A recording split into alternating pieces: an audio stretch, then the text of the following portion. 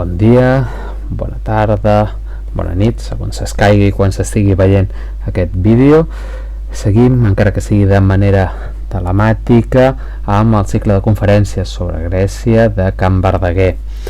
Estem en una època de confinament i precisament amb un confinament mitològic començarem la presentació d'avui. Es tracta del confinament, o més aviat la reclusió, de l'ésser mitològic del Minotaure, meitat home, meitat brau. Segons la llegenda, havia estat reclòs en un laberint per tal de prevenir a la població, ja que s'alimentava de carn humana. L'havia tancat en aquest laberint el rei de Creta, Minos, un rei que també era amo i senyor de l'Egeu i que havia sotmès a tribut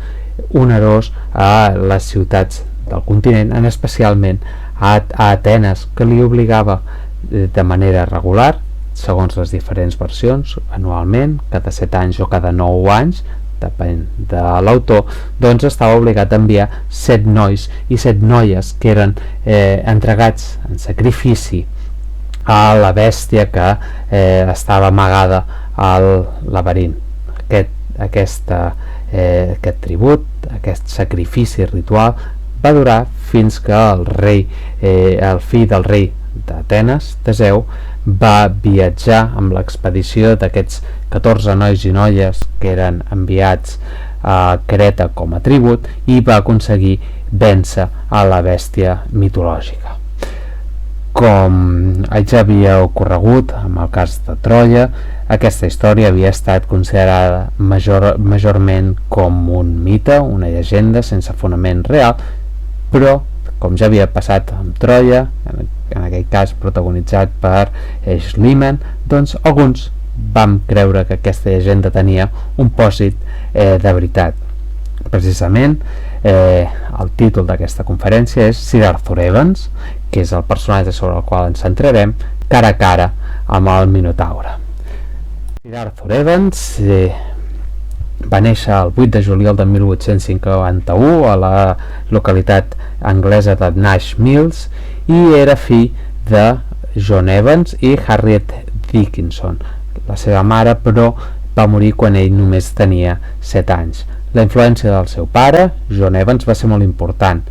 Si bé la seva activitat professional va ser com a gerent d'una empresa paperera, doncs cal destacar la gran influència que tindrà per al jove Arthur Evans en la seva formació intel·lectual, ja que a banda de la seva feina també era arqueòleg, antiquari, geòleg i numismàtic aficionat, i a més es relacionava amb algunes de les figures més destacades de la intel·lectualitat i del món científic britànic d'aquella època, com podria ser, per exemple, Charles Darwin. Així doncs, Arthur tindrà en el seu pare una gran influència i ja des de ben petit l'acompanyarà en algunes de les seves expedicions científiques. Més tard, si bé en una estranya decisió, entra a la Universitat d'Oxford el 1870 per estudiar història moderna, si bé la seva formació bàsicament havia estat de tipus clàssic. Tot i això, més enllà d'aquests 4 anys en els quals exerceix els seus estudis universitaris a aquesta prestigiosa universitat, el que serà més important per a la seva formació serà una sèrie de viatges que farà normalment a l'estiu per tota Europa amb el seu germà Lewis, que el portaran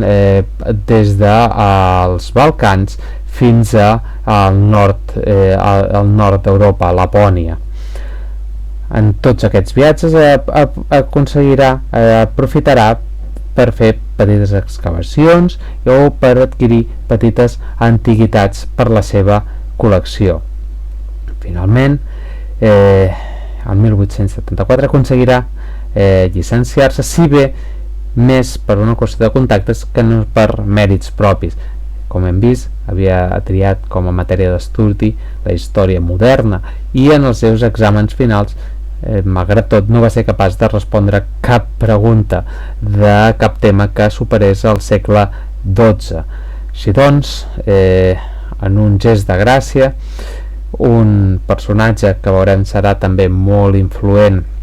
en la seva vida i que havia conegut prèviament, que és Edward Augustus Freeman, aconsegueix convèncer els seus avaluadors de la vàlua d'aquest jove i finalment aconsegueix llicenciar-se. L'any següent fa una petita estada a Alemanya, a Göttingen, si bé el fet més rellevant serà un nou viatge acompanyat amb el seu germà Louis als Balcans. Cal pensar que en aquesta època la situació als Balcans estava lluny de ser estable, els poders hegemònics d'aquella època col·lidint, és a dir, l'imperi otomà i també l'imperi austro-hongarès, així com els diferents moviments nacionalistes eslaus del que posteriorment, unes dècades més tard, seria Iugoslàvia.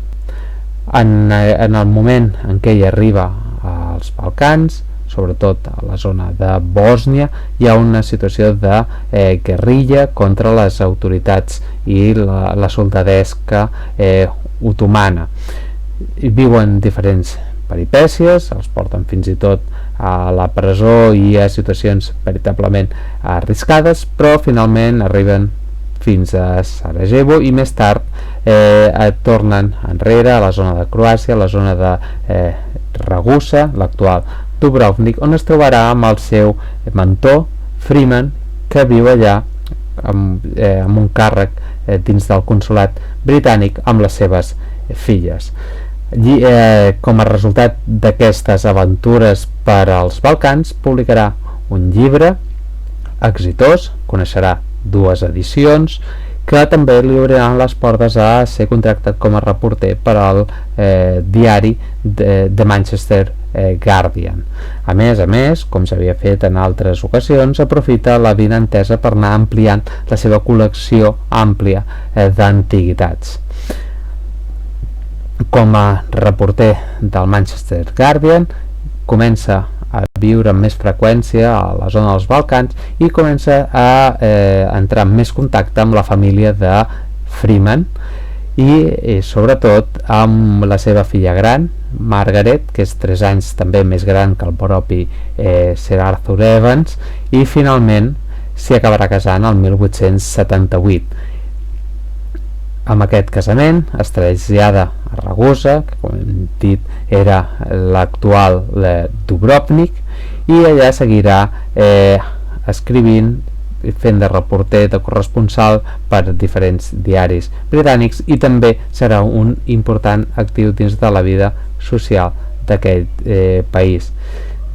Aquest activisme portarà a entrar en problemes amb les autoritats austro-hongareses i el 1882, després d'una sèrie d'escrits contra el govern i en favor de l'autonomia de la regió, serà vist com un agent agitador britànic, serà reclòs, serà tancat durant 6 setmanes en presó, serà sotmès a judici, si malgrat no hi ha una condemna en ferm, finalment serà expulsat. Aquesta expulsió el portarà de tornada a Anglaterra, tot i que prèviament farà un viatge a Grècia on es trobarà amb una figura clau del món arqueològic com és Heinrich Schliemann. Allà és rebut a la seva casa, ja pot examinar mostres, restes del que ha anat recuperant les seves excavacions, i a més tindrà l'oportunitat de visitar personalment tant Orcomen com Tirint com Micenes. Després d'aquest periple per Grècia, tornarà a Oxford, on serà nomenat el curador del Ashmolean Museum d'aquesta ciutat. Era un museu que aleshores era més aviat una amalgama de peces d'art, arqueològiques, antropològiques, científiques de tota mena, i la seva carència per l'arqueologia farà que finalment s'acabi convertint en un museu arqueològic de referència com ho és ara encara. En aquesta època que passa a Oxford, una dècada aproximadament, doncs també farà els seus primers pinets, per dir-ho així, en l'arqueologia, i el 1886 es cavarà un jaciment d'època del ferro britànic a Aylesford. La seva vida, però, que fins aleshores era plàcida, patirà un sotrac a partir de 1892, quan en un primer moment mori el seu sogre, Freeman, a causa de la verola. Havia viatjat a Espanya perquè li havien recomanat, a causa dels seus problemes de salut, un clima més benigne, i allà va tenir la mala fortuna de veure's contagiat per aquesta malaltia. Un any després moriria la seva dona, Margaret, quan es trobaven viatjant per Itàlia, i súbitament, potser a causa de la malària, va morir. Això el va sumir en una depressió, li va durar aproximadament un any, i un cop va superar aquest dol ja es va encaminar al que seria la seva meta, el seu punt vital, el seu gran punt de referència de la seva geografia, que és Knossos, el descobriment del Palau de Knossos. Knossos és un jaciment que es troba a la illa de Creta, aquesta illa que es troba al sud de la península grega. El Palau de Knossos ocupa una posició bastant central en aquesta illa, com podem veure en aquesta imatge, i prèviament ja havia estat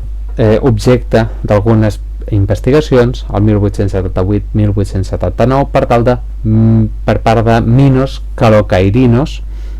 un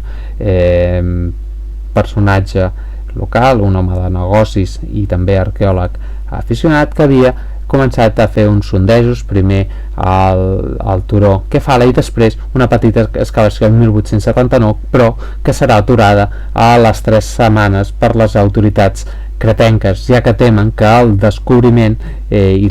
totes aquelles riqueses que es puguin, o restes arqueològiques que es puguin desenterrar, acabin en mans dels otomans. Creta era encara una possessió otomana, si bé tenia un cert grau d'autonomia. Les autoritats ideen una espècie d'artifici per tal de no prohibir directament les excavacions arqueològiques, però sí que demanen que qualsevol que vulgui excavar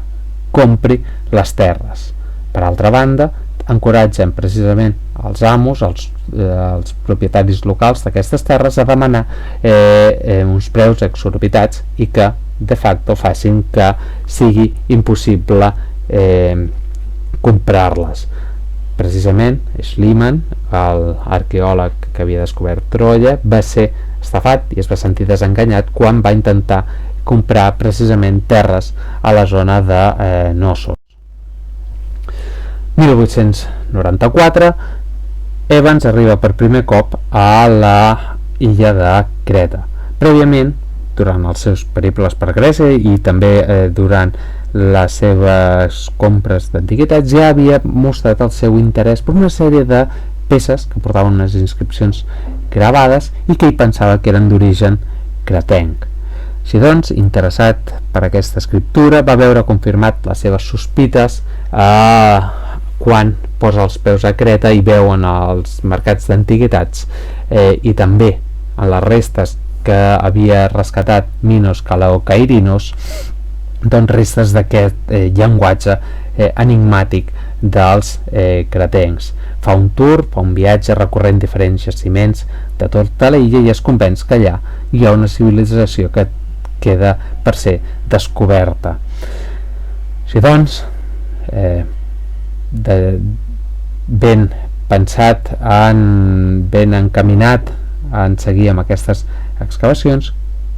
comença a comprar terres d'aquest turó de Kefala i aconsegueix, comprant un quart d'aquest turó, guardar-se una espècie de prioritat un cop hagi completat les altres 3/4 parts del turó. Tot i això, els seus plans seran posposats quan el 1897 esclata una revolta i una guerra civil entre la població turca i la població grega de la illa, amb la intervenció de diferents poders, especialment Grècia, però també els britànics i els francesos, i finalment tot plegat acabarà el 1899 amb la proclamació de la República de Creta, una espècie de protectorat que durarà fins al 1913. Més enllà d'aquesta situació anòmala, d'aquesta efímera República de Creta, aquest estat de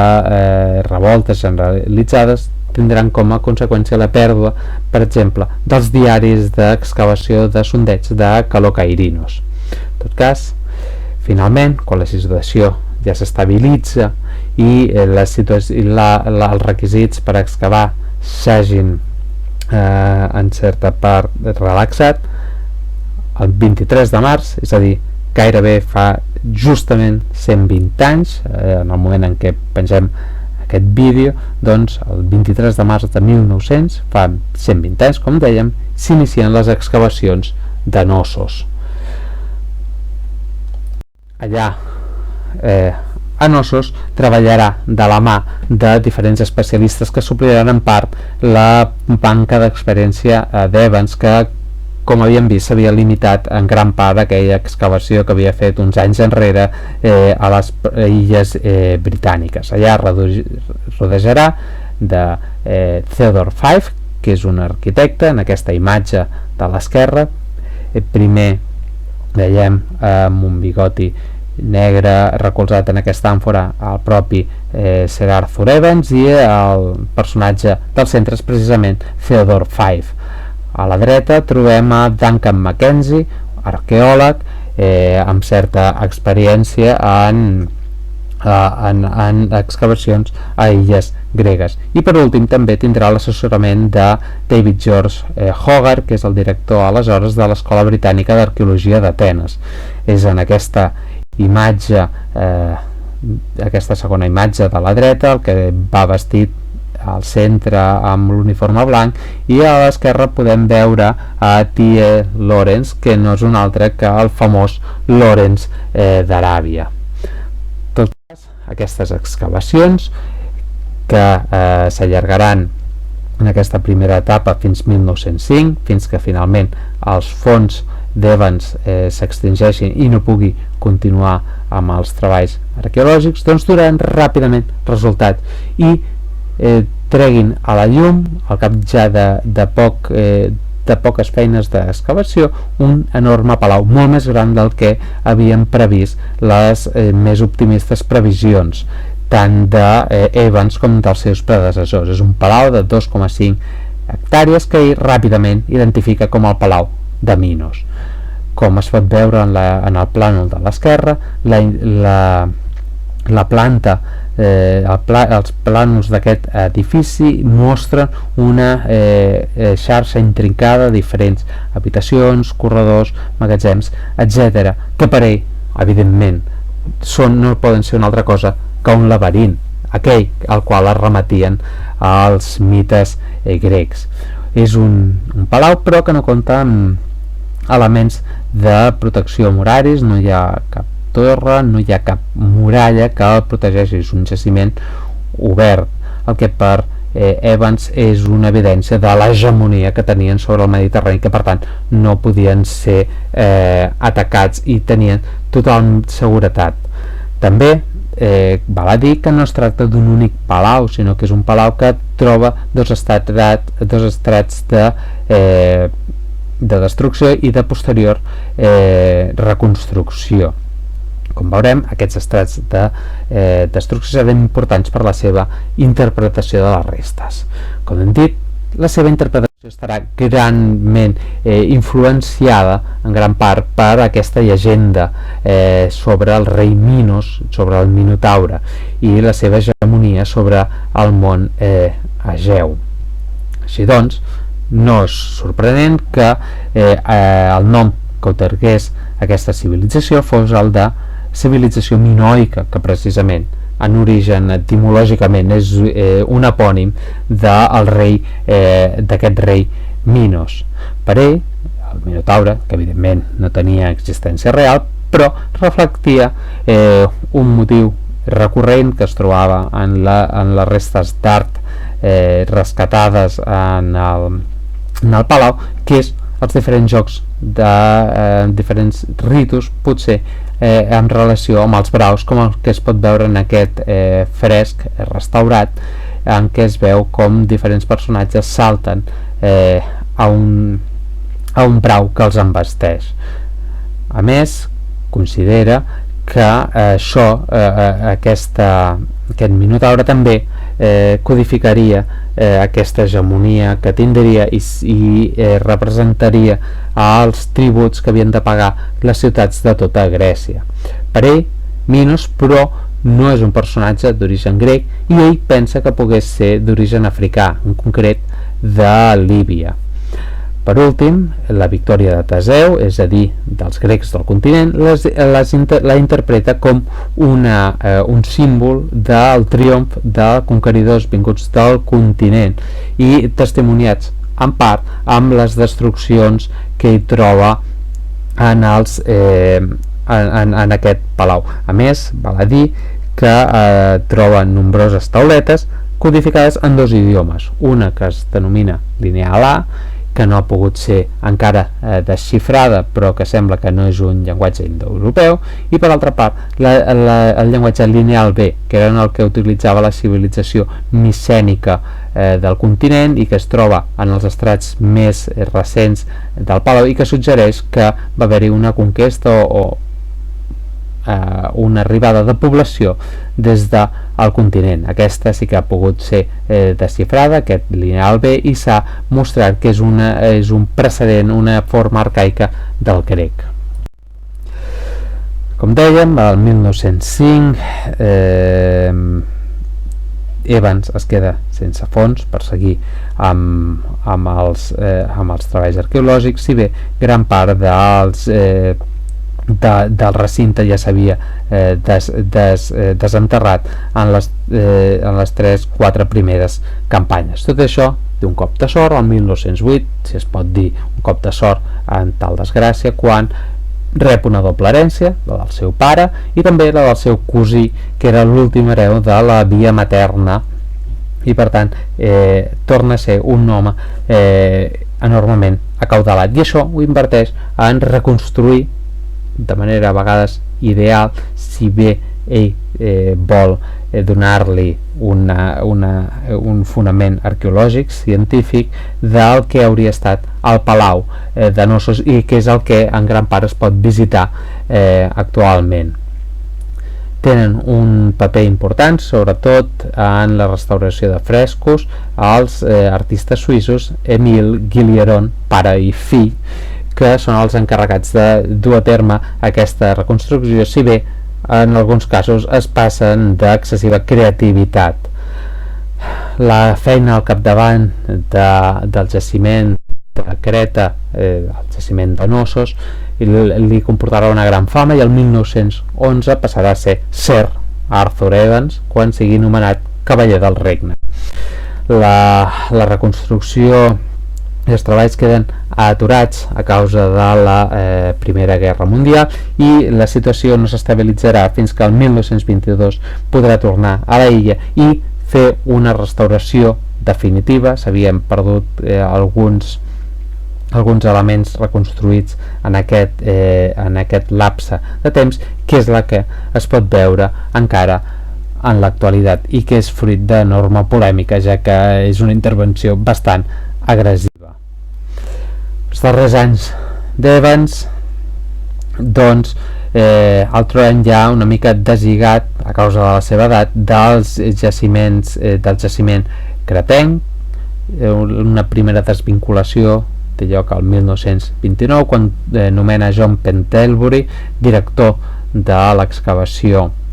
de Knossos i centra els seus esforços en la divulgació i en la publicació dels treballs que tenen com a obra culminant aquests 4 volums que conformen The Palace of Minos at Knossos, publicats en diferents tirades entre el 1921 i el 1935. Precisament en aquest any, tot i que ja les seves visites s'havien espatllat notablement, estem parlant d'una persona de ben entrada a la 80ena d'anys, doncs en aquell 1935 fa la seva darrera visita i finalment el 1941 acaba morint a l'edat dels 90 anys. Així doncs, és així com Sir Arthur Evans es va enfrontar cara a cara amb el Minotaure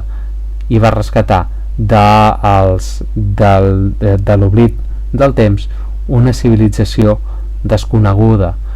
que va nombrar amb el nom d'aquell rei mitològic que havia regnat no només sobre la illa de Creta, sinó sobretot l'Egeu, Minos. Moltes gràcies per la vostra atenció, espero que us hagi fet passar una estona d'aquest llarg confinament i esperem que la propera la podem fer ja de manera presencial. Moltes gràcies i seguim en contacte.